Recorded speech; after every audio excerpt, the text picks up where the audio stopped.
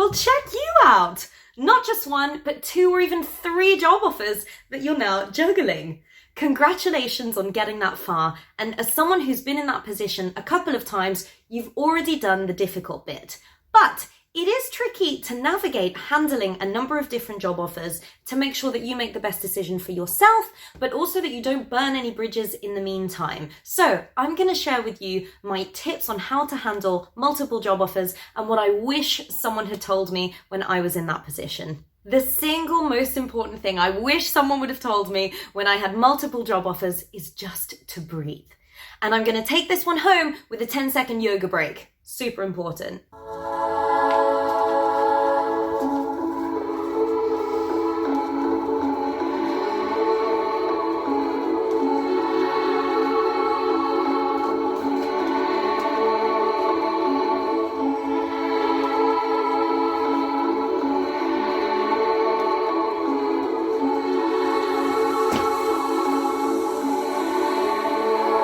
The reason I say breathe is because you're probably feeling quite a lot of pressure to get back to each of the opportunities as quickly as possible. Because on the one hand, you'll have excitement about the new opportunities of the new role.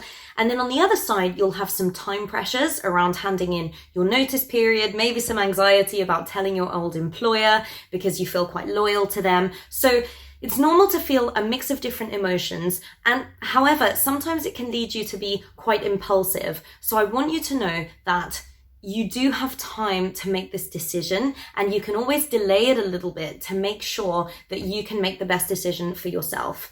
Where you're going to be working over the next few years, next few months is hugely important. So you don't really want to take this decision lightly. So my most important tip is to just breathe and take some time to make your decision carefully. You have the time to do that, and I'm going to give you some tips on how you handle that with each of your opportunities.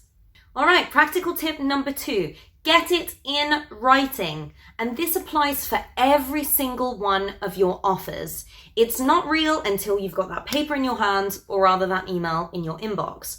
I know of people who have accepted a verbal offer on the phone before they had a signed contract or anything, handed in their notice to their employer, only then to discover that the previous offer has fallen through. So super important, get it in writing. And this can also help you buy some time. And we'll talk about why that's so important later. So when the recruiter or the hiring manager gives you a call and says, we're so excited to have you on board and offer you this role, and this is the compensation, you say, great, thank you so much. When can I expect a written offer? And I know the excuse might be, but I have to hand in 1 month's notice and the company want me to start on this date. You can always buy more time and negotiate that after. So wait until you have the signed contract in your hands.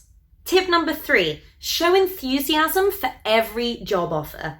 This employer has spent time and energy trying to find the right person, so even if you decide not to work with them, you never know, you might want to work with them in the future. So don't burn any bridges there. Even if you have a favorite job, it doesn't mean that you ghost the other employer, don't show up to your interviews with them, or don't follow through with the process. You'll need to give them an honest assessment of why you went with the other role. And don't forget, sometimes they might be able to offer you more in return to make that job more attractive. And that's the fun bit of negotiating with a number of different offers. So make sure that at all stages you're communicating with all of the employers that are making you an offer and being positive and grateful for that offer. Tip number 4, line them up. Try to get all of your job offers happening at roughly the same time so that you can make the best decision. You don't want to keep any one employer waiting for too long. And with that in mind, you can tell them that you are interviewing in a number of different places and you'd like to see through the end of these processes. However, as employers get to the end of that interview process and they're selecting their final candidates, they may need you to make a decision a little bit more quickly. So, a few ways in which you can buy some time. First of all, asking them to provide you with a written offer. And once they've done that, you can ask them, when do they need your response by? This can buy you a little bit of time. And if they tell you they need it by a certain date, you can then ask for an extension as you're waiting for another offer to come through. Don't forget to keep showing that you're excited about that role though. So what happens if your second favorite option makes you an offer between your first favorite option? Then again, you can use that as a potential opportunity to speed up the decision making for the first option. Of course, being respectful of everyone's timelines, you can reach out to your favorite employer and just say, I've been made this offer by this other company. Obviously, I would really like to work for your company. Is there any possibility that you might be able to give me a response by this date? And if they can't do it, at least they will be able to tell you when they can make you that offer by. And then you can go back to the old offer. So it's all a lot of calls. Tip number 5, compare and contrast. And no, this is not a high school English essay, but you do want to think about what does each role have? What are the pros and cons? And I highly suggest that you write it down, because being able to see it all laid out on a piece of paper can really help you to think about what's the best role for you. It's not a decision that should be taken lightly.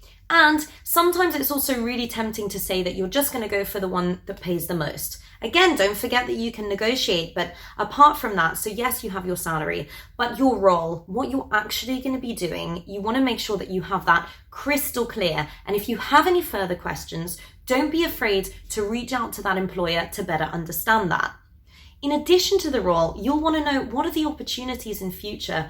Who's your manager going to be? And who's the leader? Are they someone that you can learn from and who can mentor you? What is the company doing? Which mission more strongly aligns with what you want to be doing? What is the culture like? And you might be able to meet some people on the team to help you get a better understanding of that. And what's the work-life balance? How important is that to you? Now, all of these factors will have varying importance for different people, so that's really up to you to decide. But you want to make sure that you have a little bit of insight into each of those and you have them written down before you make that decision. And coming on to the next best point, each of these factors is something you can negotiate. So that brings me on to tip number 6, which is to negotiate. And you are in an amazing position if you have multiple job offers at the same time to be able to, play them off each other to make sure that you get the best deal for yourself.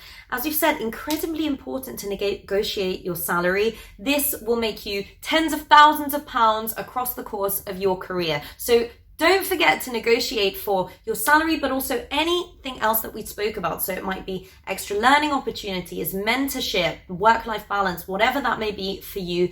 This is the time to do it.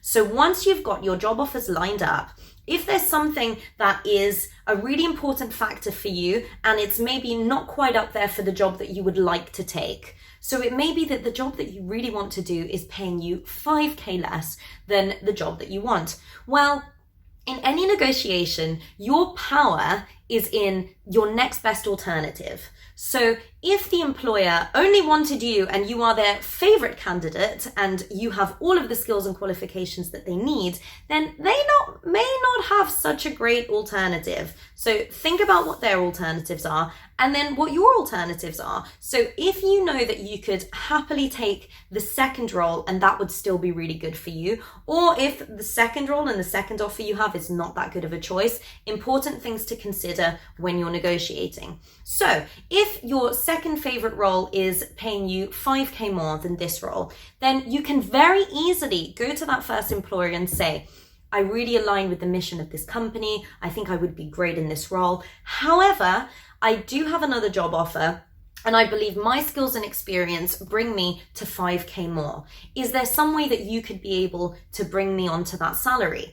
Because knowing that you have another offer, and that's going to be one of your deciding factors, the salary, that will be really important to the employer if they don't have someone with your skills and qualifications. So you want to be open with the offers that you have, not demanding, but just put the offer out there and allow them to come back with a counter offer. By the way, you may be forgetting about this whole other counter offer that you may have from your own current employer. If one of the reasons that you started searching for other jobs was the progression opportunities or the pay, you can bring your external offers back to your original employer and tell them that, this is your value in the market and will they be able to meet that because ultimately you'd like to stay at the company. So don't forget about that opportunity as well. Tip number 7 to keep in mind throughout this process is not to burn any of your bridges. You never know when you might have another opportunity with that employer again, and you don't want to leave a bad impression. So once you've got in all of your offers and you've made your decision,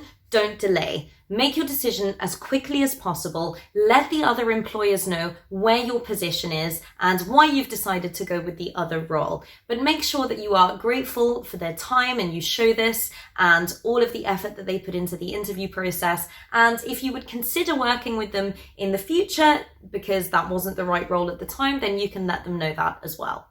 So there you have it, my tips for making sure that you carefully handle multiple job offers. Great problem to have. I'm wishing you the best of luck with making the best decision.